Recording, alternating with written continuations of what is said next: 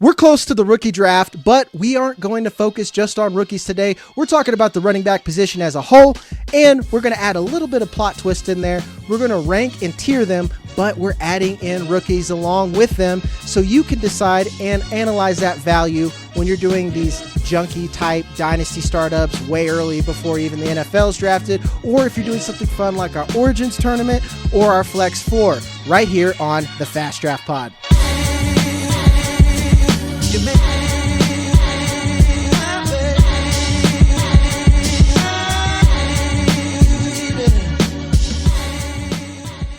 All right, folks, like we said, we're here. We're talking running backs. I brought in Andrew Cooper from Fantasy Alarm. I brought in Chuck Bass from Whatever Chuck Does. Actually, he's right here with me on Roto Underworld. And I had them look at a spreadsheet. I texted them in the middle of the night. I've said, rank these randomly. Just do it, whatever your heart says. So we got a nice, beautiful tier list here. We're going to start down with the garbage, the Garbo. And by Garbo, I mean they're still draftable.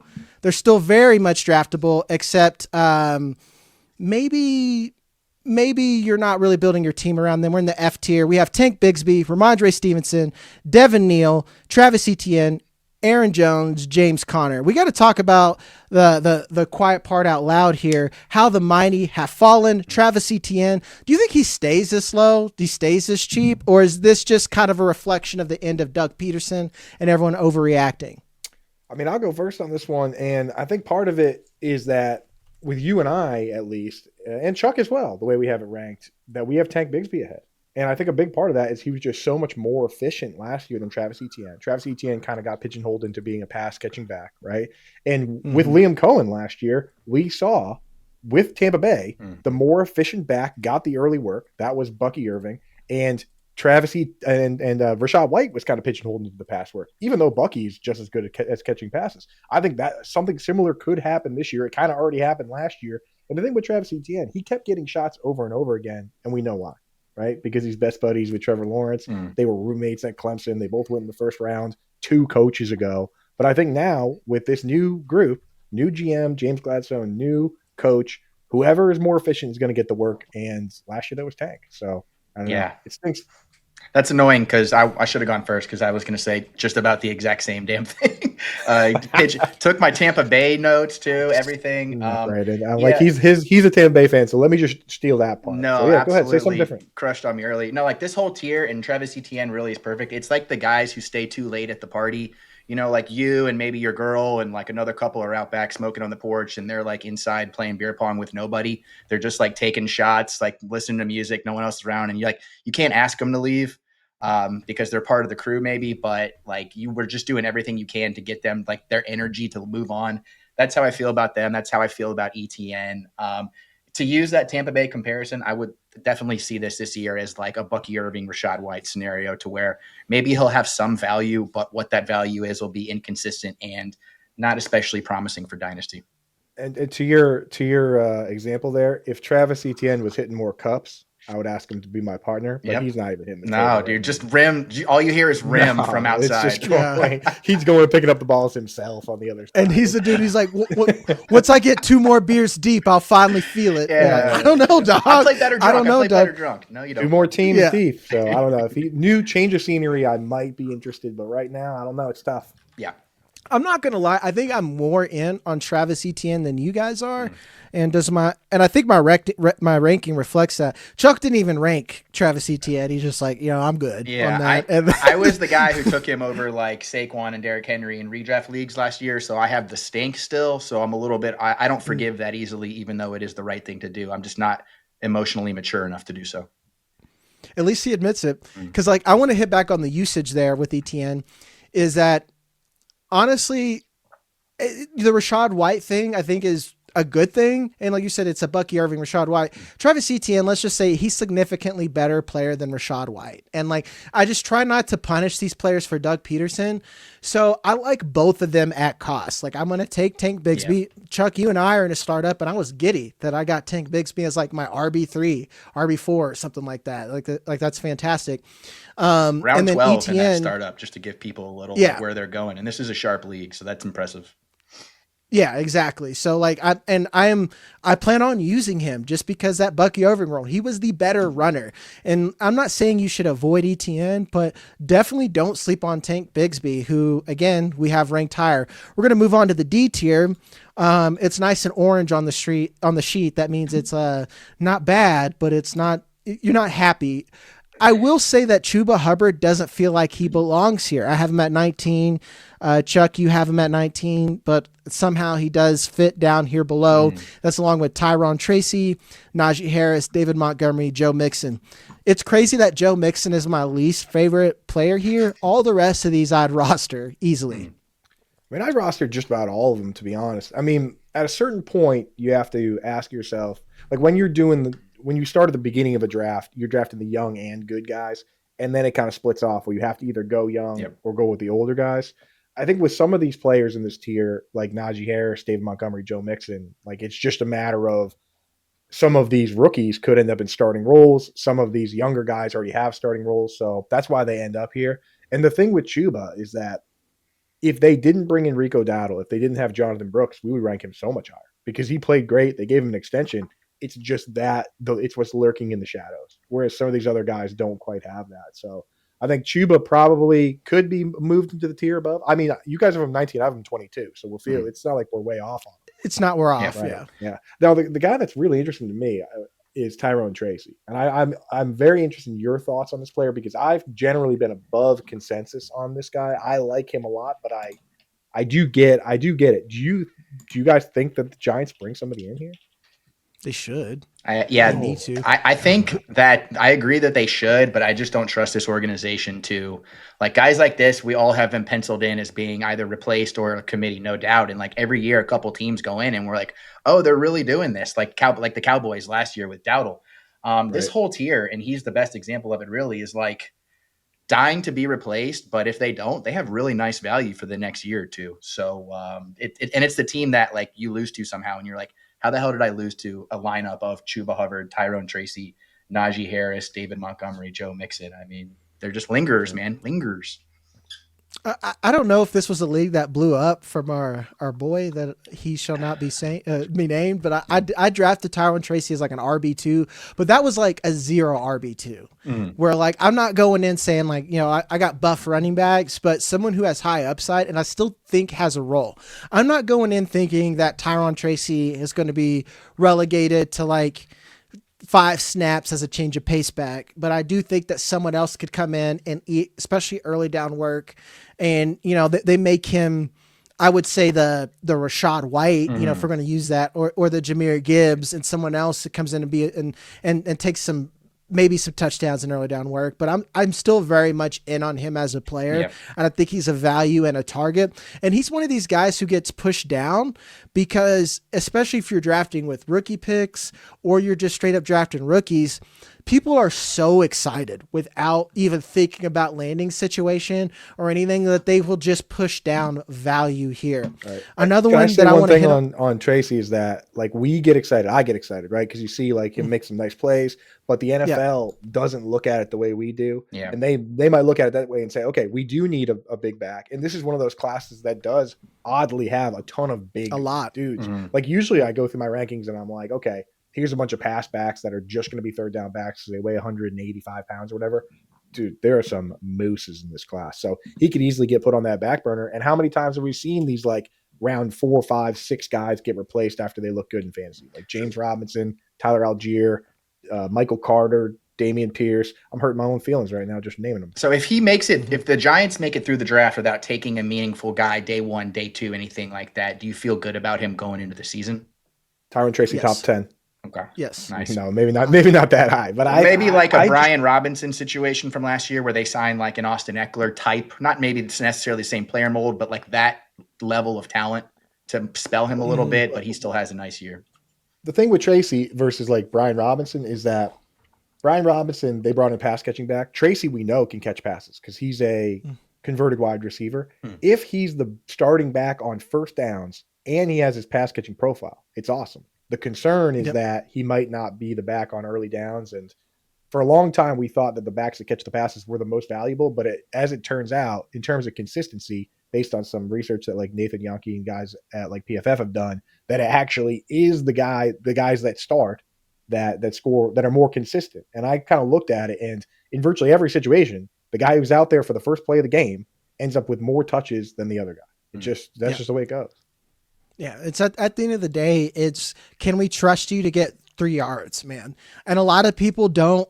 They don't really understand, or they underrate that fact. When you look at the Jalen Wrights, who I call Stevie Wonders, I'm like, yeah, he's super talented. He's great. He just can't see, it's just like that. That's awesome. It's like, cool, man. Like he's going to give us a home run every 4 plays, but I just really need someone to move the chains right now. And then when you think about some of these chain movers who are just grinders, they'll move the chains and get 15 plus yards. It's like everyone hates on David Montgomery. He had like almost identical explosive rates to Jahmyr Gibbs. I'm not saying that Jahmyr Gibbs does not deserve to be S tier. This is what's wrong with fantasy. Like 2 things can be true. Jahmyr Gibbs deserves all of his touches, but David Montgomery deserves his as well. Mm-hmm. And that's something that we really need to. You don't want a guy that writes a hit every once in a while. You want that dude, the piano man that's in that bar every night. That's jar, baby. Let's go. Yeah, exactly. That ultra reliable. You want all reliable.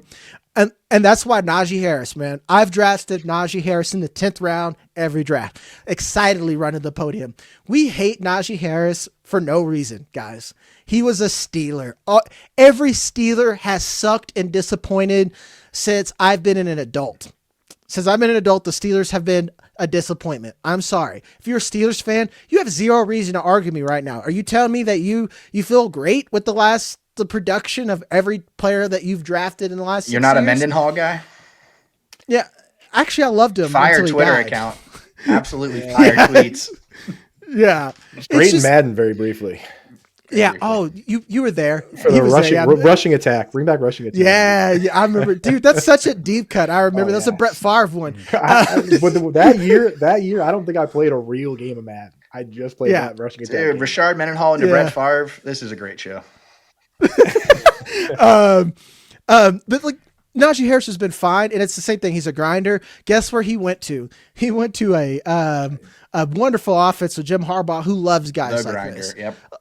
Yeah. A lot of people are like, well, they're going to bring in a pass catcher. And I'm like, cool. I've never really seen them utilize a pass catcher running back in the scheme. If they get one, that's fine. I still want Najee Harris. I still want him. I'm taking him as an RB2 if I'm going 0, RB1 if I'm doing 0 sometimes, and I feel great. And they're one of those teams that are fortunate enough to have a lot of other needs despite being a playoff team last year that I don't feel as strong about them taking a running back early.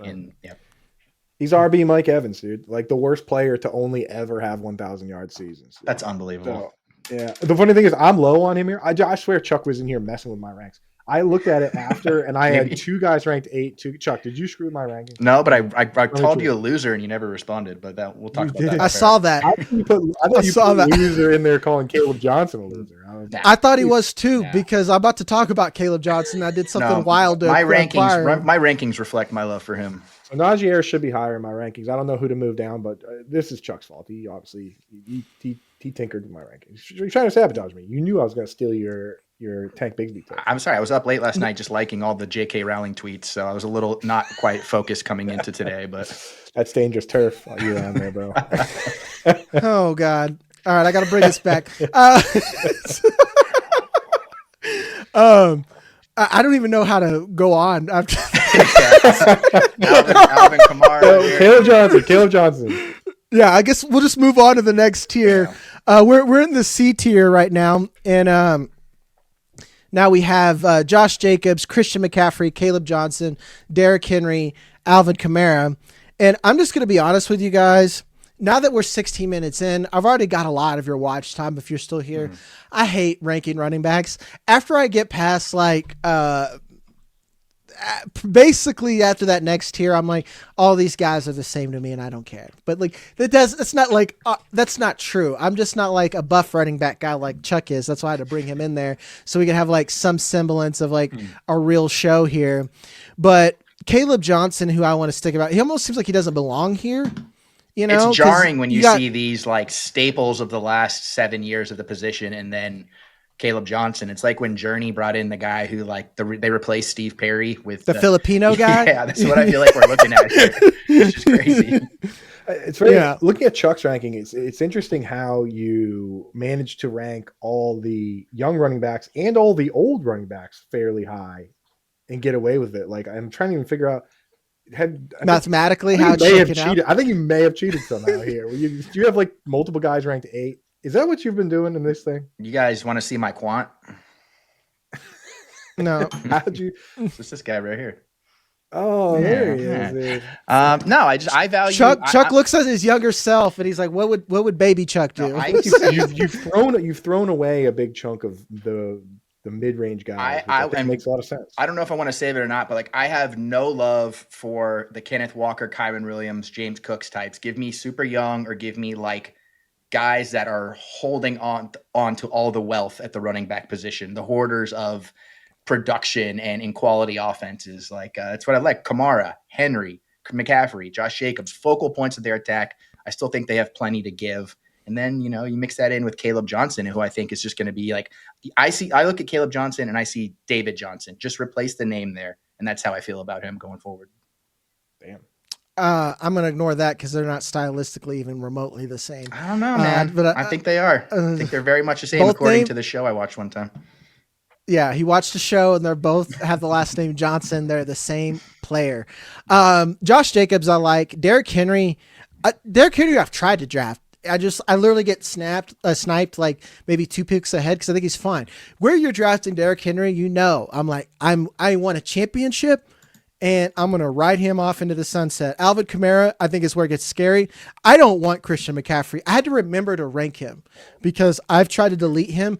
I feel like he's an anchor and a trap. You aren't going to get the production that you want from Christian McCaffrey, but you're never, ever going to be able to trade him because you don't feel like you get enough because it's Christian McCaffrey. And you don't want to be the guy who trades CMC for a second. It gets roasted by the group chat. Maybe you don't care. You're probably more alpha than I am at that point.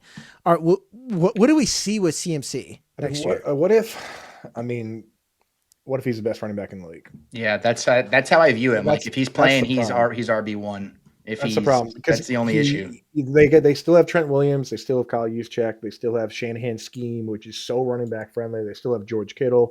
Like it's that. Like if you look at yards before contact, and I know it's not a particularly sticky metric, but like the teams that run this Shanahan scheme with the fullback have been crushing in that stat. Devon Achane in Miami with Alec Ingold and Teron Armstead. And you saw what the Saints did. The Saints early last year, they scored like 61 points over the first couple of games before guys started getting hurt because Clint Kubiak used the same scheme, the fullback, and they drafted a left tackle in the first round. Like that's what they want to do. And I think that if whoever the starting running back is in that scheme has crazy upside, like you could wait and draft McCaffrey, Derrick Henry, and Kamara all easily in your dynasty league. And if those guys are healthy, then you just steamroll. I mean, Alvin Kamara has been a top 5 running back in points per game the last 2 years in a row. Right. So, but they're meeting with like jeanty. I mean, the days for Kamara are done. Well, we'll see. Or close to being. Mickey Loomis, dude. Mickey Loomis. RB21 though is where you're like, you can both be right about this. His days can be done, and he can still be a staple of a competing now team. Yeah. That's fair. Mickey Loomis gave him an extension last year, mid-season, $20 million guaranteed. Right. So, I mean, he's there for 2 years. Right. Or I guess unless you're just going to have him play for 1 year and eat that money, like he's there. And I will say Mickey Loomis, of the oldest GMs in the league, the GMs that have been with the team the longest, the top 2 own the team, right? Jerry Jones and Mike Brown. Mickey Loomis has been there for like 20 years. They've been in cap hell every year. Like why? It's not a flex. How has he not been fired? Why is he not been fired? But he's making these mistakes that puts their back against the ropes, and that a lot of times in fantasy makes it so that you have to focus on the guys that at hand that are there, So I just don't know. It feels crazy to me for this team in the situation they're in to pay a running back a ton of money and then draft another running back when they have so many problems, so many huge problems. What you said is why I think they'll draft a running back. Just Mickey Loomis is so dumb. I mean, it's entirely possible. That's one thing, right? Yeah. Yeah, I was about to say what you just said is my reasoning. What they do? They take Jeanty at 9. That's what you think? Yeah, I mean they've met take with Jackson him. Dart. You'll see. Yeah, or Caleb Johnson or something like that. Like Kendre Miller has sucked, and I've always said he sucked. Just now, everyone else is kind of realizing that he might suck. So, like, I think there's room for someone else. With that being said, we didn't really talk Caleb Johnson that much. I was in a startup. I don't remember where I drafted him. It was pretty early. I traded a whole second to move. I got sniped 1 pick ahead. I traded a whole second to go get that pick. And it was like pretty early to get Caleb Johnson. I've been one of the bigger Caleb Johnson haters, but I mean, a hater, everyone's like, he's closer to the RB1 than he is the RB3. And I'm like, well, that's a fucking lie. But can he I do catch? think I mean, he's that's still the thing, quality. right? Can he catch? I don't think he can. I'm drafting another Najee Harris, and I'm okay with that. You know, I'm okay with that. It turns out to be Alfred Morris or Jordan Howard. Najee Harris, he's David Johnson. Is that why? That's Jeremy Hill. Well, but he's going to be a guy who he's going to get in the right scheme, and if it is the right scheme, he'll produce like he's the RB1 in this class. But it does have to be that like outside zone-ish, Shanahan, McVay type scheme. If not, then he's just going to be a clear running back 3 in this on this draft. That's what's so hard about ranking rookies in Dynasty. Just ranking running backs in general in Dynasty. You gave me an impossible task, asked me to pull my rankings out from behind the paywall, gave me homework for this, and it's upset me. But now that we're here, let's talk about it. But the hardest part about ranking these guys is that I look at all of them, and in my mind, before I do the rankings, you ask me and I say, oh yeah, that guy's an RB1 for me in Dynasty. He's top 10. You ask me Alvin Kamara, top 10. Josh Jacobs, oh yeah. Why wouldn't he be top 10? But then when I have to actually put pen to paper, there's so many guys. There's just so many guys. That's why the tiers are helpful. I have Jacobs at 15, but I think he's much closer to this next tier and Kamara and all these guys. For me, like Caleb Johnson, I can't rank him. I have him at 20, but it's hard for me to rank a guy like that top 20. We don't know what he's going to be. We don't know what he's going to do. I'd just rather have Alvin Kamara. Mm-hmm. I guess for me, Caleb Johnson is that last tier of these rookies where I know that they're probably going to go day 2, and they're probably going to be a significant contributor of their team. Whereas like in the same unnamed startup that me and Chuck ran, some of these guys, they're like, I'm going to take DJ Gibbs. I was like, over Tank Bigsby? So you got a lot of hope for doing that. Like some of these other guys, I'm like, they're like, well, his tape is so good. I'm like, buddy, I've been doing this for a long time. I mean 4 years, but at a high level. And after Charbonnet and after that class, I've kind of lost hope on counting on more than 4 running backs to get a good job. And even some of these guys that we do like, let's say like Treveyon Henderson, I watched Mike McDaniel get a chub at the combine. I'm like, no, don't do this. Let's not nerf achane and Henderson, but these teams will do that because it helps them from a team standpoint, not so much us or the individual player from a production standpoint. Yeah. And that's where I get worried. Guys like so him I get too, where you're at. Guys like him too are going to be, when a team drafts a player like Caleb Johnson, I think it's a statement as opposed to like, oh yeah, this could be nice. It's going to be more like, this is part of our vision. And I think that bumps those guys up a little bit more for me. Let me ask you this, okay? I'll just paint a realistic NFL scenario for Caleb Johnson. How would you feel if Ben Johnson came out and said, he's going to be our David Montgomery and DeAndre Swift is going to be our Jahmyr Gibbs, and that's how we're going to run it here in Chicago, even though we don't have the offensive line they have in Detroit. But what if the Bears, I think the Bears have 2 picks back-to-back maybe in the second round at like 38, 39 or something like that. So like what if they take Caleb Johnson right there? And you know he's going to be early down. I was drafting David Montgomery there last year, and David Montgomery's older. If I could get a young David Montgomery, knowing what system he's going to be in and knowing that production, I feel great. I'd feel great too, because that would mean that Cole Kmet's going to be Sam Laporta, and that's going to help me out tremendously. So that's exactly how football works. That's it, baby. That's exactly. They beefed up that O-line, right? Trey Burton in the Travis Kelce role. You guys were there. Yeah. So they You're only selling it harder. They beefed up the line a little bit, but like that's like spots like that where I know he's going to start. That would be huge. It's just when he ends up in these other spots where it's like I don't know if he's just going to be AJ Dillon for this team or if he's actually going to be their goal line touchdown back. You know. And that's fair. So keep in mind, guys, all these rookies that you love, Coop is single-handedly pushing down all these values in this tier. Okay, well, time out. Wait till we get to the next tier. Wait till we get to the next tier, because you and I like guys in this tier, and Chuck took them all out in the boat, Soprano style, and cement shoes these guys down into this tier. That makes sense because these guys all do make me feel like I have food poisoning coming up next. So that's pretty appropriate. Yeah. And he kind of did bring it up. We already alluded to it. We're on the B tier. Kenneth Walker, Kyren Williams, James Cook, Chase Brown, Quinshon Judkins. This is a tier that I half love, half like. Like I love Judkins. Chuck took him from me. Or no, wait, that was Mike who did it. Yeah, somebody did. I didn't get him. Kenneth Walker I took. I'm pretty high on Kenneth Walker. Coop, you're pretty high on Kenneth Walker. Chuck, what's your deal, man? Why does this guy suck? I like Kenneth Walker. I just think that he's like I just feel like I keep having to bail him out of jail. You know, I keep getting the call. It's like, buddy, what are you getting arrested for this time? What's going on? You were doing so good last time I saw you. And now it's like you went a full month without relapsing. And now I'm bailing you out of the county jail at 2 a.m. I don't know. These are indicative of teams that I just think I have a lot of trust issues with more than probably the actual players themselves, who I think are all actually relatively talented. And I think do like that. That's why every offseason they're in these ranks, because they're some version of meaningful to their team. But I just see a lot of players that I think the team and specifically the GMs have tried to replace over and over again in some way, shape, or form. And eventually I think they're going to get it right. And I don't want to be holding the bag when that comes down. I know Dynasty is more about talent than situation, but if these guys were down in that like 20s range, maybe, but 12, 13, 14, 15, I just don't feel tremendous about it. Yeah. With Kenneth Walker, you've got the coach coming in, right? Clint Kubiak, right? And so on one side, I get Chuck is scared. He's been injured a bunch. Zach Charbonnet, every time he starts, he scores 2 touchdowns. So the new regime could go in a different direction, but I just look at it and say, this guy has been awesome. He obviously beat out Charbonnet with the new offensive coordinator last year coming in, Grubbs. And, dude, Clint Kubiak, bringing Rick Dennison with him. He already said he's bringing the fullback in.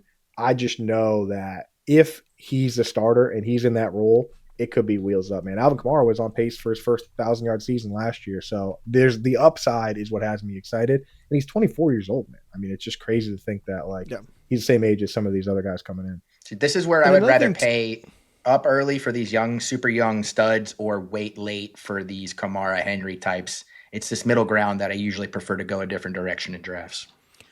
So you're right about Kyren Williams. I don't want him. Chase Brown, we got insane with. I'm happy you guys were reasonable with Chase Brown, because some people are like he's a top 10 guy for sure. I'm like, you for sure he is. Like, again, these other guys like Caleb Johnson, I think they could use I could see them bringing in a Caleb Johnson. I could see them bringing in Damian Martinez, some of these big bruisers to come in, and then Chase Brown loses a little bit of that appeal.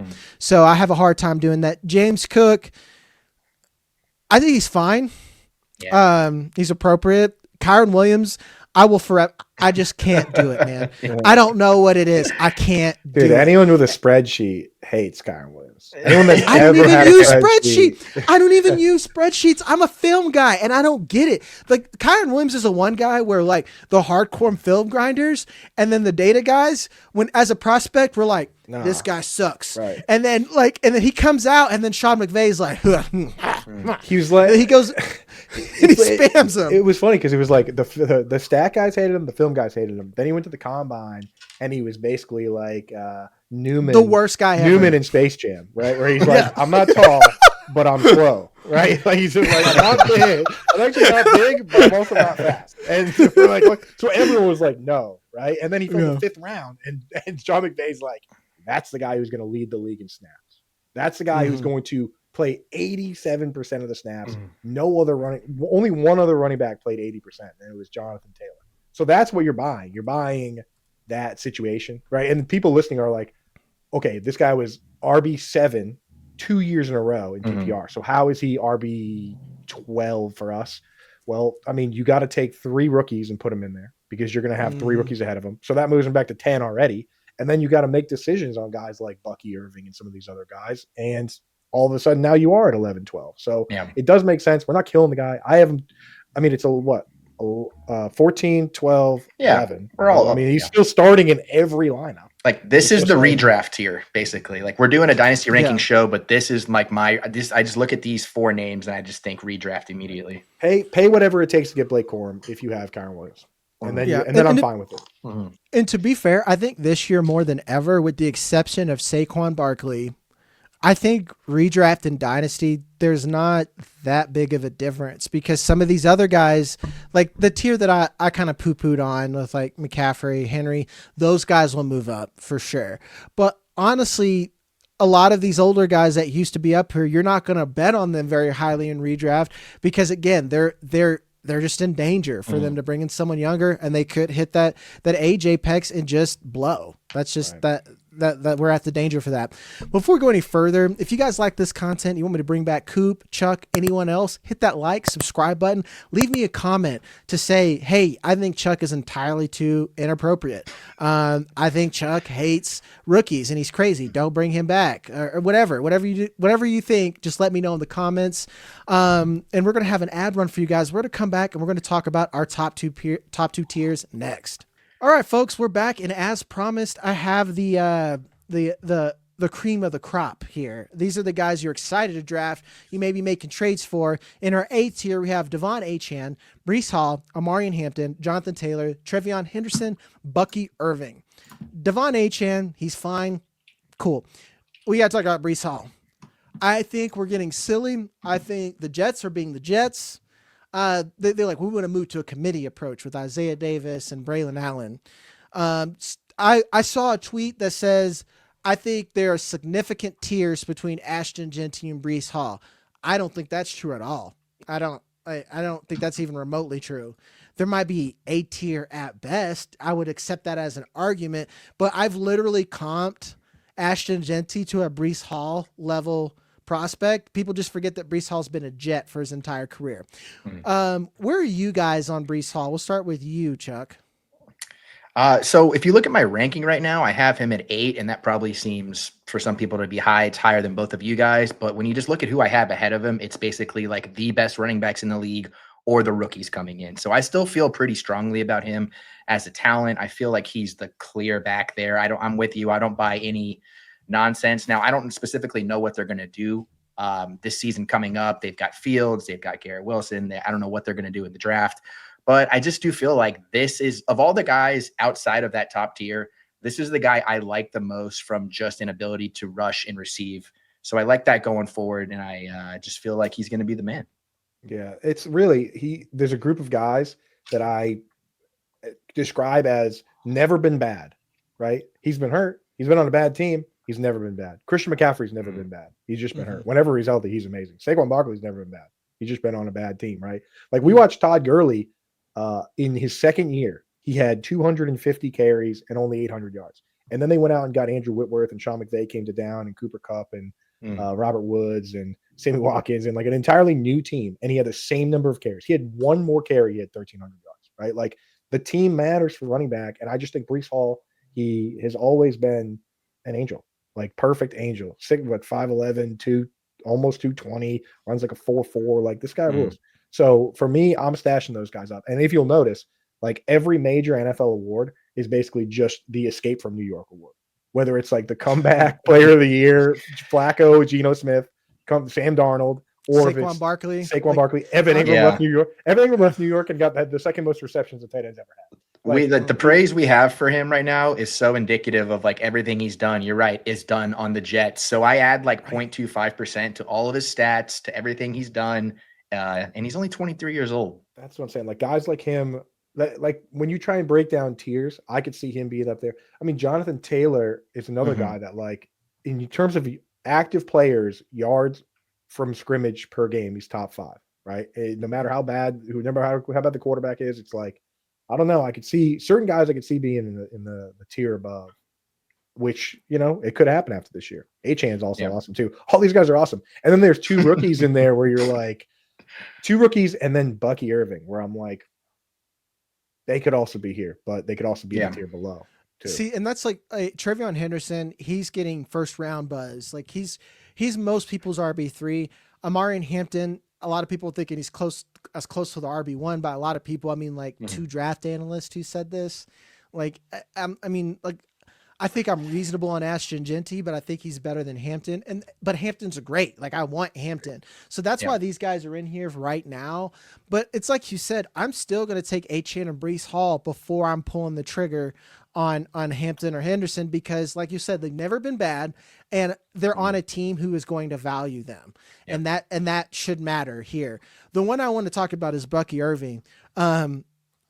The price of Bucky Irving is too damn high, guys. Like, what are we doing? I'm not saying Bucky Irving is a bad player. I loved him as a prospect. I love him where he's at. But people act like Rachaad White is just not a thing. Like they're just going to give Bucky Irving every carry. He's going to be a 30 carry bell cow guy. So we're going to draft him as a bell cow when in all reality, Tampa Bay has made no indication that they're not going to stop giving Rachaad White 7 targets a game. What statistical reason should they? Coop, are you there with Bucky Irving? You think he's too high? I have him, so I have him lowest of this crew. I still like Bucky Irving, but like I just can't draft him ahead of like Kyren Williams is the guy. He's running the whole show, right? Like, and for me, like I know you guys are lower on James Cook. I actually don't like even necessarily love James Cook, but like I play to win, and the dude scored 20 touchdowns, right? Like pretty much last year. So it's like I hate chasing touchdowns, but you know, Josh Allen also scored 18 touchdowns or 14 or whatever it is. It's like, how many rushing touchdowns can this guy score? And the thing about Josh Allen, you have to realize is that he just entered an exclusive club of guys to run the ball over 100 times. I think he ran the ball 104 times. There's only been 3 quarterbacks over the age of 28 to run the ball over 100 times. It's him.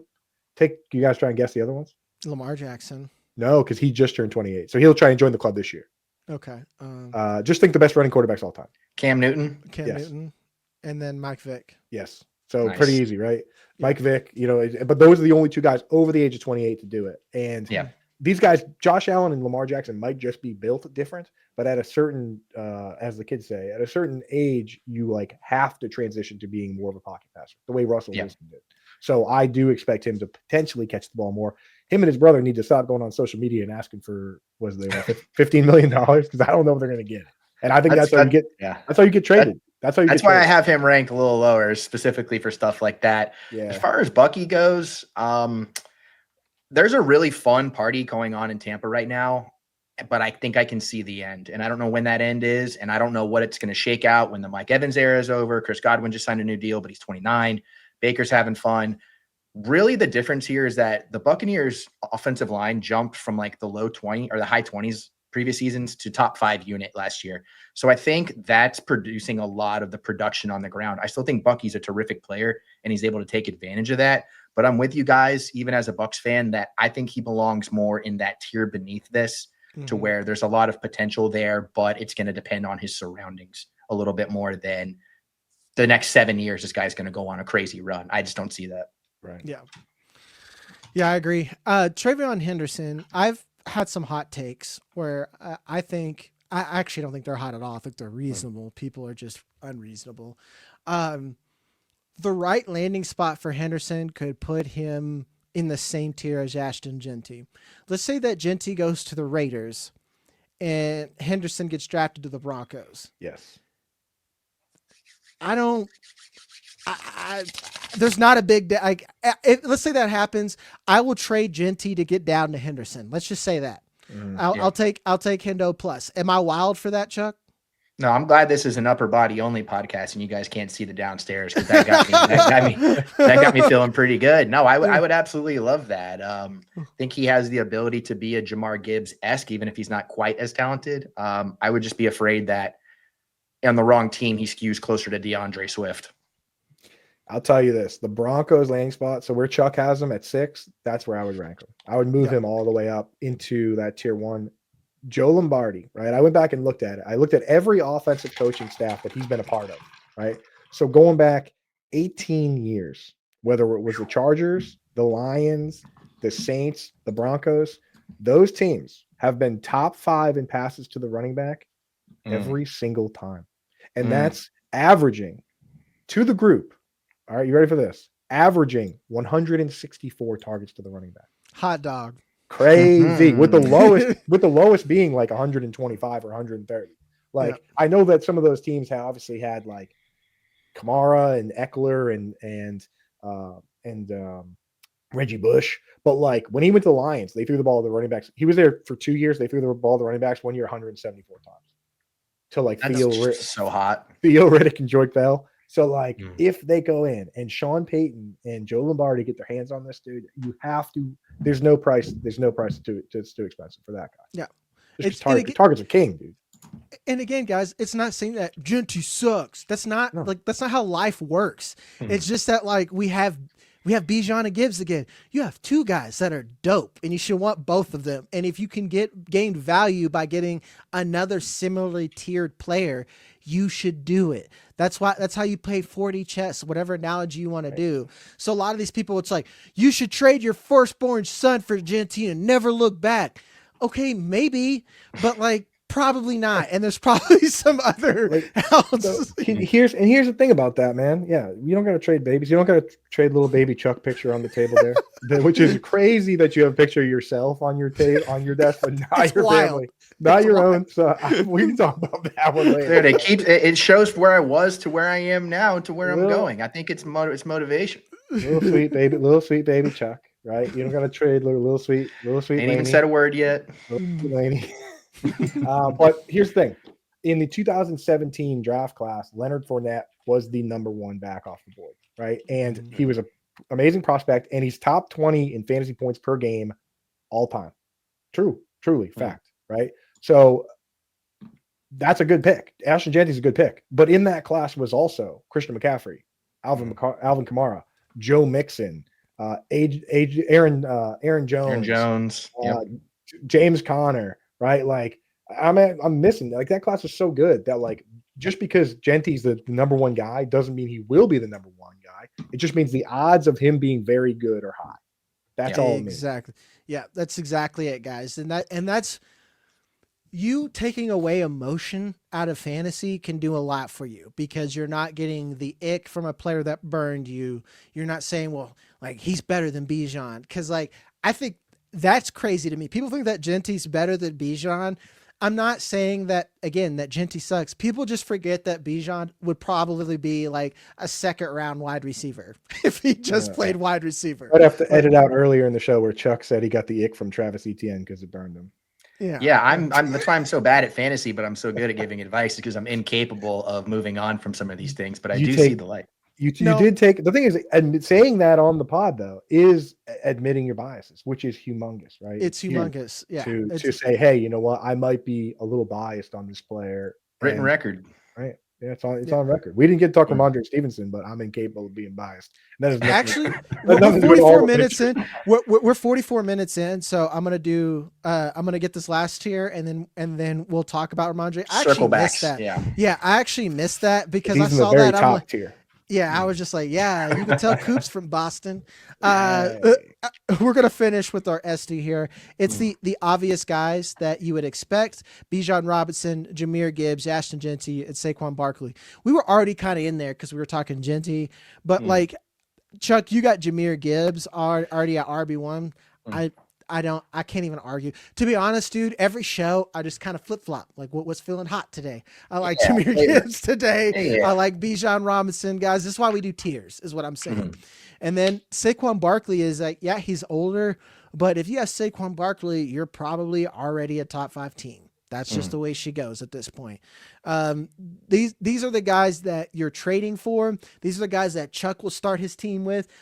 And we talk about bias. I will almost never own these guys in a startup because I can't ever seem to be able to draft them in ahead of some guys like receivers or quarterbacks. Yeah. It's tough. These are the guys that you go into a draft and there's like 2 or 3 other people that are like, all I care about in this league is getting this player. So I'm going to pay up for him or something like that. And it's always a gamble. Yeah. That's like I get Puka normally because all I care about is getting Puka Nacua here. So I'll get him and I'll miss out on these. And this is where the preference comes in. Yeah, and I'll tell you can even get a little more granular with this tier because I think most people like us we're close. Like Bijan and Gibbs are the top 2. I know that Chuck is bullish on the younger guys here, but like it's almost like those are the top 2 guys because they're every combination of young, good, and in a decent situation. Like the Falcons do have a top offensive line, not the top, but they have a good offensive line, right? They kept Kaleb McGarrett, all the guys that they wanted to keep. And then after that, you got to make a decision, in my opinion, and either go young with Jeanty or go with the known commodity in Saquon Barkley. It's like that's why for me, it's like you got the top 2 guys, and then you got to go one way or another. Whereas at the very top, no decisions to be made. It's just like These guys are great. They're young. They're cool. Do you want to hang out? Like, let's go. Yeah, if you like rank these guys by percentages and like Gibbs was my 100%, I would have like jeanty at 99, Bijan at like 99 point or 98.9. Like they're all so razor thin. I just went for it. Like Gibbs, supreme talent, supreme team. Jeanty, supreme talent, hopefully supreme team, just a little bit younger than Bijan. Like that's the only reason I have him younger, or I have him above Bijan. The Bucks. only one. Bucks. Yeah, and this is what we do tiers, guys. We do tiers because, like, within the tier, we're not going to argue much. I thought you were going to make it all the way down to Bucks are winning the division, so Falcons, you got to kind of move them down. Baker's finally going to get that MVP. You know? Yeah, I mean, yeah, it's like Bijan. That's the thing is you're splitting hairs, and I think that an argument, like for me, Jeanty, like if he gets the capital and like if he goes top 10 in the draft, I probably will move him ahead of Barkley, just because like people don't realize how much the draft capital translates to opportunity. Now, N'Keal Harry was terrible, but he had every opportunity in the world to play. Every opportunity. And you know what I mean? Like that's a big problem with the 5th and 6th round picks is that like you're not drafting for need at that point, so you don't get that opportunity. But like if he's drafted at like 6, you know what I mean? Like then you just move him up. You move him up. Even if I'll ask you both real quick. Is there a team that he would go to that you're like, oh, come on, really? Saints, bro. Yes, that's the one. That's and I've said this. No team deserves to draft Jeanty in the first round. If you're drafting in the top half, you don't deserve Jeanty. You probably should draft Jeanty. You just don't deserve Jeanty. What if the Patriots take him at 4? Bro, I will scream and give up on this. I swear to God. As a Patriots fan, I'll be like, dude, that is exactly what we did not need. Like, if you go through the top 10, if Jeanty is this prospect that we all think he is, it's really hard to rule him out to most of the teams after the top 3. I mean, I could see the Jaguars, I could see maybe not the Jets, but I could see the Panthers, I could see the Saints, all of them. I could just like, it doesn't make a lot of sense, but I could definitely see it. But the Jets, I mean, there's the rumors floating around. I know. Go check Breece Hall's Twitter timeline if you want to see what he thinks about that. But, I mean, like there's no matter where he goes. I mean, if he goes to the Patriots, it's Saquon Barkley all over again. Where a team just made a luxury pick for a tier player. You know, when sometimes teams just grade all the players and they say, hey, we have 5 guys that are A+, and then we're just going to take whoever's there. Which I mean, best that can available hurt. for them. Best available. And teams do that absolutely. And if there's nobody there from that tier, they trade out. But like. So it could happen. I'm just hoping it doesn't happen. I mean, if he goes to the Broncos somehow, if the Broncos were to trade up and get him, I would probably rank him 1. Yeah, exactly. Like the Broncos did something wild and moved up, then because it's like you nailed it, man. Until we get to 12 to the Cowboys, that's the only time I'm like, okay, this is a need, and you could use them, and it immediately makes your team better. Right. But like the Raiders, you need a running back, dude. But like get almost any other position because they all suck. They're not good. Quarterback's fine, receivers fine. You like the only place you're fine is edge and tight end. It's the only place you're good where you could say, yeah, man, I got a dick full of confidence and I'm ready to go out there and win. But after that, you could think, hey, get another position, round 2, then you can get some of these other guys to be like, go get Kaleb Johnson or something like that. Go get quinshon Judkins.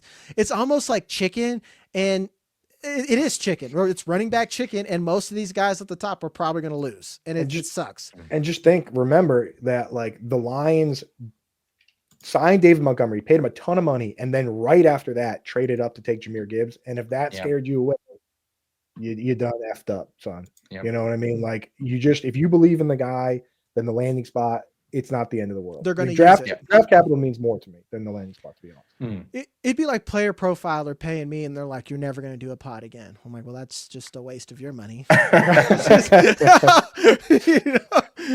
It's crazy. And before we end, I do want to circle back. Ramondre, dude, you don't think?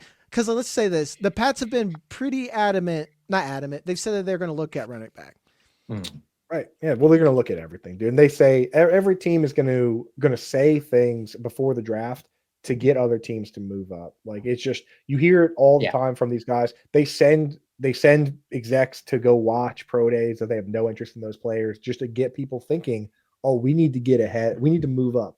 They want their pick to be as valuable as possible if they're trading out, right? But like, what happens if they do come out?